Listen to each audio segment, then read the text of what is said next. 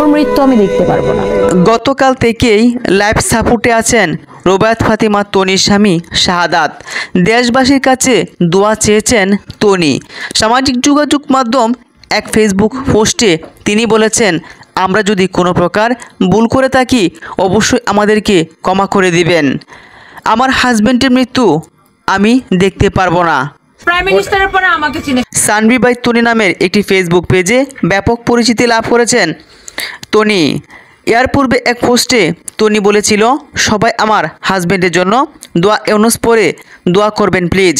সে হঠাৎ অসুস্থ হয়ে আইসিইউতে আছে। সবাই দোয়া করবেন আল্লাহ যেন আমার ছেলের থেকে তার বাবাকে কেড়ে না নেয়। কারণ সারফরাজের একমাত্র বেঁচে থাকার নতুন স্বপ্ন তার বাবা শাহাদাত। এবং তনি একজন 70 বছর বয়সের বৃদ্ধকে বিয়ে করেও অনেক মানুষ আমার পেছনে তখন লাইন ধরেছিল বিয়ের জন্য আর কি। সুন্দরভাবে সংসার চালিয়ে নিচ্ছেন। সামাজিক যোগাযোগ মাধ্যম এবং প্রতিবেশীর নানা কূটকথাকে সহ্য করে এ পর্যন্ত এসেছেন রুবায়াত ফাতেমা তনি। অনেকেই বলেছেন রুবায়াত ফাতেমা তনির স্বামী অত্যন্ত ভালো মনের মানুষ। আমরা চাই খুব দ্রুতই তিনি সুস্থ হবেন।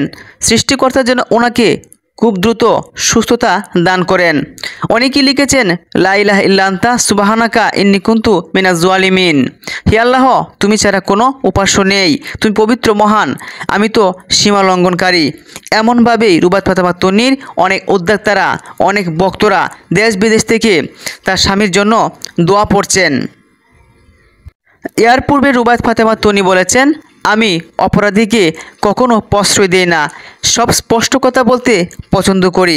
রুবায়াত ফাতেমা তনি তিনি সবসময় স্পষ্ট কথা বলেন, যার জন্য অনেকে ওনাকে অহংকারেও বলে থাকেন। অ্যাকচুয়ালি অত্যন্ত সুন্দর মনের মানুষ রুবায়াত ফাতেমা তনি।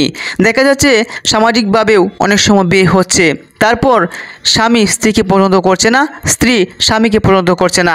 বিবাহিত জীবনের 1 বছর 2 বছর হতে না হতেই সাকিব খান, অপু বিশ্বাস, শবনম বুবলি, পরিমণের মতোই অনেকের সংসার ভেঙে যায়।